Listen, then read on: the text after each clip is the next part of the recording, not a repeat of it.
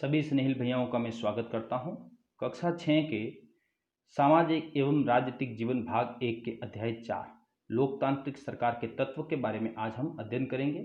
इस अध्याय में हम निम्न बिंदुओं पर चर्चा करेंगे। लोकतांत्रिक सरकार के कामों को प्रभावित करने वाली मुख्य बातें, जनता की भागीदारी, भागीदारी के अन्य तरीके, विवादों का समाधान और समानता एवं न्याय। सबसे पहले हम बिंदु लेते हैं लोकतांत्रिक सरकार के कामों को प्रभावित करने वाली मुख्य घटनाएं। पिछले अध्याय में हमने यह अध्ययन किया था कि लोकतंत्र को स्थापित करने के लिए पूरी दुनिया में कड़ा संघर्ष हुआ था। उसका एक उदाहरण मैंने आपको दिया था, महिला मताधिकार आंदोलन, जिसमें महिलाएं अपने आप को लोहे की जंजीरों से बांध देती हैं और अंत में लोकतंत्र को स्थापित करती हैं। भारत में भी इसी प्रकार का संघर्ष हुआ था। लेकिन आज हम जिस देश के बारे में बात करने वाले हैं वो है दक्षिण अफ्रीका। दक्षिण अफ्रीका में रंग भेद कानून का बोलबाला था। इसको हम विस्तार से समझते हैं। दक्षिण अफ्रीका एक ऐसा देश है जहां कई प्रजातियों के लोग रहते हैं, श्वेत, अश्वेत और सांवले। यानी श्वेत का मतलब होता है गोरे त्वचा वाले, अश्वेत का मतलब काली त्वचा वाले, और भारतीय मूल के जैसे हम कहते हैं सांवले, जो न तो ज्यादा गोरे होते न काले होते हैं। दक्षिण अफ्रीका की कहानी है, जहां दक्षिण अफ्रीका का एक शहर है जोहान्सबर्ग में रहने वाली 11 वर्ष की दक्षिण अफ्रीकी लड़की माया नायडू एक दिन पुराने बक्सों की सफाई करने में अपनी मां की मदद कर रही थी। उसे एक रजिस्टर यानी स्क्रैप बुक मिला। अब देखिए यहाँ पर हम समझते हैं स्क्रैप बुक किसे कहते हैं। स्क्रैप बुक क्या होता है कि जैसे या तो नोटबुक है या ऐसी कोई फाइल है जिसके पेज के ऊपर हम न्यूज़ की कटिंग को चिपकाते हैं। लेकिन आपको भी कई बार ऐसा टास्क मिलता होगा या आप अपने विद्यालय में भी देखते, जैसे हम इतिहास पंजिका बनाते हैं, उसी प्रकार से हम इसमें भी ये काम करते हैं। तो उसे एक रजिस्टर स्क्रैप बुक मिला जो अखबार की कतरनों और तस्वीरों से भरा हुआ था। कतरनों का मतलब अखबार की जो कटिंग्स थी किसी न्यूज की। उसमें क्या था, उसमें एक 15 साल के स्कूल जाने वाले लड़के की बहुत सारी तस्वीरें थी। माया ने जब उस लड़के के बारे में अपनी माँ से पूछा तो उसे पता चला कि उसका नाम हेक्टर पीटरसन। उसको पुलिस ने गोली मार दी थी। माया को बड़ा झटका लगा। उसने पूछा क्यों। माया की मां ने उसे समझाया कि दक्षिण अफ्रीका पहले रंगभेद कानून से शासित था। रंगभेद का मतलब है त्वचा के रंग के आधार पर भेदभाव करना। जैसे मैंने आपको पीछे स्लाइड्स के अंदर बताया था कि अलग अलग त्वचा के लोग थे, कि रंग के आधार पर भेदभाव करना। दक्षिण अफ्रीका की प्रजातियां इसी आधार पर अलग अलग समूहों में बटी हुई थी। अब अलग अलग समूह कौन से थे, जो मैंने आपको पीछे बताया था, श्वेत था, अश्वेत था और भारतीय त्वचा के लोग, इनको अलग अलग कैटेगरी में विभाजित कर दिया गया था। वहां के कानून के मुताबिक श्वेत, अश्वेत, भारतीय एवं अन्य प्रजातियों को एक दूसरे से संबंध बनाने की इजाजत नहीं थी। विभिन्न प्रजातियों के लोग न तो इस एक दूसरे के आसपास रह सकते थे और न ही आम सुविधाओं का इस्तेमाल कर सकते थे। अब क्या होता है, देखिए जैसे कि मैं आपको स्लाइड में बताता हूँ कि ये देखिए पूरी की पूरी अलग कम्युनिटी है श्वेत की, ये अश्वेत की पूरी कम्युनिटी है। इसी प्रकार से ये भारतीय मूल के लोगों की भी इस प्रकार से अलग कम्युनिटी है। इन सभी लोगों के लिए अलग अलग प्रकार की बस्तियां थी, अलग अलग प्रकार की सुविधाएं थी। इन सब में पूर्ण रूप से इस आधार पर है जो भेदभाव किया जाता था। हम इसे आगे विस्तार से समझते हैं। माया को अपने कानों पर विश्वास नहीं हो रहा था ये सब सुनकर। रंगभेद कानून के तहत जिस तरह का जीवन था उसके बारे में बताते हुए माया की मां की आवाज में बड़ी गुस्सा था। उन्होंने बताया कि श्वेत और अश्वेत लोगों के अस्पताल अलग होते थे और अस्पताल की गाड़ियां भी। श्वेत लोगों के लिए जो अस्पताल की गाड़ियां थी वे जरूरत के सामानों से सुसज्जित होती थी, जबकि अश्वेत लोगों के लिए जो गाड़ियां थी उनमें सुविधाएं उपलब्ध नहीं थी। देखिए पीछे क्वेश्चन भी आएगा आप लोगों के लिए कि श्वेत और अश्वेत लोगों के बीच में किस प्रकार से भेदभाव किया जाता है, तो आप इसको ध्यान से सुनिए और इसको ध्यान से देखिए। उनके लिए रेल एवं बसें अलग होती थी, यहां तक कि श्वेत और अश्वेत लोगों के लिए बस स्टैंड भी अलग होते थे। अश्वेत लोगों को वोट देने की इजाजत नहीं थी। देश की सबसे अच्छी जमीन श्वेत लोगों के लिए आरक्षित थी और अश्वेत लोगों को खेती के लिए सबसे घटिया जमीन मिलती थी। इससे पता चलता है कि अश्वेत लोगों एवं भारतीयों को श्वेत लोगों के बराबर नहीं माना जाता था, उनके साथ भेदभाव किया जाता था। अश्वेत लोगों को देखो वोट भी नहीं दिया जाता था। Bus stand, railway station, hospital, ये सब तमाम प्रकार की सुविधाओं में इन सब के साथ पूर्ण रूप से भेदभाव किया जाता था।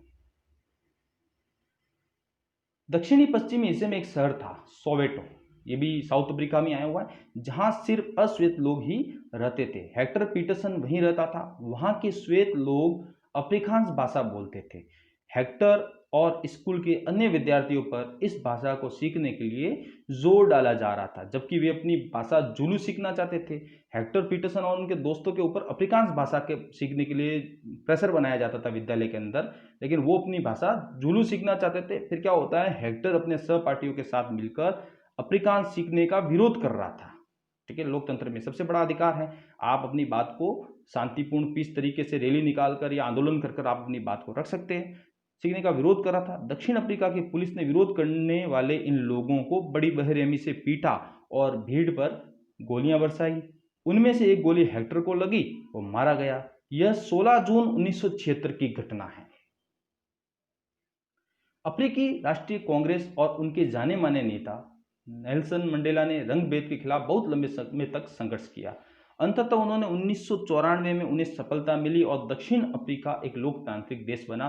तब से ये सभी प्रजातियों के लोगों को बराबर माना जाने लगा। तो ये थी दक्षिण अफ्रीका की कहानी, किस प्रकार से वहां पर रंगभेद दी थी और उसकी क्या नीतियां थी और किस प्रकार से उनकी मुक्ति प्राप्त की। अब हम इस अध्याय में आगे बढ़ते हैं और समझते हैं, अब समझने की कोशिश करते हैं कि सरकार के लोकतांत्रिक होने का हमारे लिए क्या मतलब है, सरकार को किस प्रकार से हम लोकतांत्रिक सरकार मानते हैं। तो जैसे हम अध्याय का चैप्टर का मुख्य प्रारूप ही वही है कि लोकतांत्रिक सरकार के तत्व। तो हमने पहले तत्व बताया कि लोकतांत्रिक जो सरकार होती है वो जनता से तो बनती है, लेकिन जनता उसका एक हिस्सा है या तत्व। ये नहीं कह सकते कि लोकतांत्रिक व्यवस्था को स्थापित करने के लिए कौन से घटक, कौन सी बातें हमारे लिए ज्यादा जरूरी है। जैसे हम सब मानते हैं, ऐसे भी देखा जाए तो दक्षिण अफ्रीका में भी लोकतंत्र ही था, लेकिन वो केवल श्वेत वर्ग के लिए था, बाकी लोगों के लिए था। दुनिया भर में भी लोकतंत्र था, लेकिन वो अमीरों के लिए था, शिक्षित लोगों के लिए था, गिने चुने लोगों के लिए ही ये व्यवस्था की गई थी।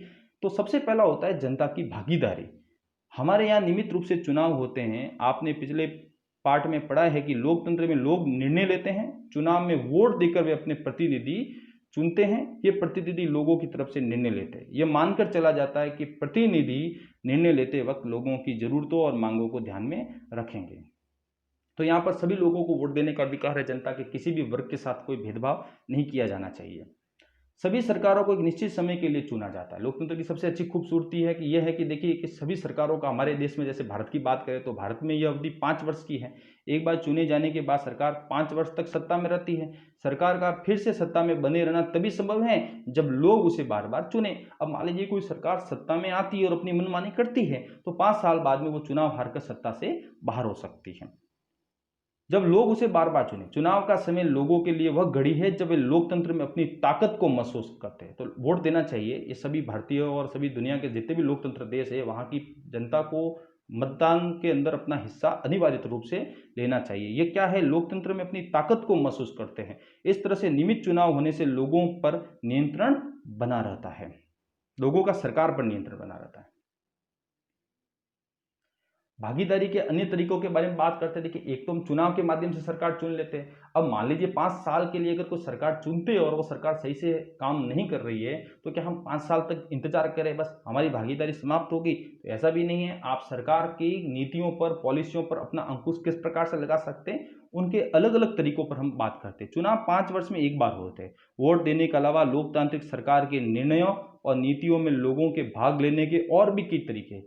लोग सरकार के कार्यों में रुचि लेकर और उसकी आलोचना करके भी अपनी भागीदारी निभाते हैं। जैसे आपको मैं एक स्लाइड दिखा रहा हूँ, है ना, कि यहाँ पर पानी की दिक्कत को यहाँ पे प्रदर्शित करने के लिए कार्टून बनाया गया है, जिसमें कह रहे हाल बुरा नहीं है, जरूर पास के किसी गांव में नल से पानी आ रहा होगा। तो इसी प्रकार से जो है आलोचना के माध्यम से, आप देखते हैं तर्क वितर्क के माध्यम से भी हम इस प्रकार से करते हैं। अगस्त 2005 में एक खास सरकार ने बिजली का किराया बढ़ा दिया था, तो लोगों ने अपना विरोध बहुत ही तीखे रूप में व्यक्त किया। लोगों ने जुलूस निकाले और हस्ताक्षर अभियान चलाए। सरकार ने अपने निर्णय के बचाव में तर्क दिए, लोगों को समझाने की कोशिश की, लेकिन अंततः उसे लोगों की मांग माननी पड़ी और बिजली के बढ़ाए गए दामों को घटाना पड़ा। सरकार को अपना निर्णय बदलना पड़ा क्योंकि वह आम जनता के प्रति जिम्मेदार है। तो ऐसे कई तरीके हैं जिनके द्वारा लोग अपनी राय व्यक्त कर सकते हैं और सरकार को यह समझा सकते हैं कि उसे क्या कार्रवाई करनी चाहिए। इन तरीकों में धरने, जुलूस, हड़ताल, हस्ताक्षर अभियान आदि शामिल है। इनके जरिए जो बातें गलत है और न्याय संगत नहीं है, उन्हें सामने लाया जा सकता है। और इसमें कौन कौन सी अच्छी भागीदारियां हो सकती है, जैसे अखबार हैं, पत्रिकाएं हैं एवं टेलीविजन भी जनता से जुड़े मुद्दों और सरकार की जिम्मेदारियों पर चर्चा करने में महत्वपूर्ण भूमिका निभाते हैं। हम कई बार देखते हैं जैसे कि सरकार जो पॉलिसी बनाती है उसका धरातल स्तर पर कितना पालन हो रहा है उसको उजागर करने का काम है मीडिया करता है। यानी ये न्यूज़पेपर हैं, टीवी चैनल है, वो सब आम जनता के बीच जाते हैं और वहाँ से रिपोर्टिंग करते हैं और उसको प्रसारित करते हैं। देश के अंदर सभी लोग उस न्यूज़ों को देखते हैं, यहाँ तक कि सरकार तक भी ये बात है जो पहुँचती है। जहाँ यह सच है कि लोकतंत्र लोगों को भागीदारी का मौका देता है, वहीं यह भी सच है कि सभी वर्ग के लोगों को यह मौका नहीं मिल पाता। लोगों के लिए भागीदारी का एक अन्य तरीका यह भी है कि वे आंदोलन करें जो सरकार और उसके काम करने के तौर तरीकों को चुनौती दे। दलितों, आदिवासियों, अल्पसंख्यकों, महिलाओं एवं अन्य लोगों की भागीदारी अक्सर इन आंदोलनों के जरिए ही हो पाती है। अगर देश के लोग सजग हैं और इस बारे में रुचि लेते हैं कि देश कैसे चलाया जाता है, तो उस देश की सरकार का लोकतांत्रिक स्वरूप और भी मजबूत होता है। देखिए, जिस प्रकार से आप देश के अंदर धरना प्रदर्शन करेंगे, अपने हस्ताक्षर, आजकल जिस प्रकार से आप देखते हैं डिजिटल हस्ताक्षर के कुछ फॉर्म आते हैं आपको व्हाट्सएप ग्रुप पे, वहाँ पे तो आपको सड़कों पर भी उतरने की जरूरत नहीं, उसके माध्यम से एक पूरा उसका ब्लॉक लिखा हुआ होता है कि किस मुद्दे पर ये हैं। वहाँ जाकर आप भी डिजिटल हस्ताक्षर के माध्यम से सरकार के किसी भी फैसले के प्रति अपनी सहमति असहमति प्रकट कर सकते हैं। ये भी सरकार भी इस प्रकार के कुछ अभियान चलाती हैं और जनता के लोग भी चलाते हैं ताकि सरकार को तुरंत अपनी जनता की प्रतिक्रिया है जो बहुत अच्छे तरीके से प्राप्त हो सके। तो डिजिटल सिग्नेचर की तकनीक जो आजकल ज़्यादा विद्यमान हो रही है, बड़ी कारगर और बहुत ही अच्छे तरीके से ये हो रही है। अगली बार अगर हमें शहर, कस्बे या गांव की गली से कोई जुलूस गुजरते हुए दिखे तो हम एक क्षण रुककर पता करेंगे कि जुलूस किस लिए निकाला गया है, उसमें भाग लेने वाले लोग कौन हैं और वे किस मुद्दे पर प्रदर्शन कर रहे हैं।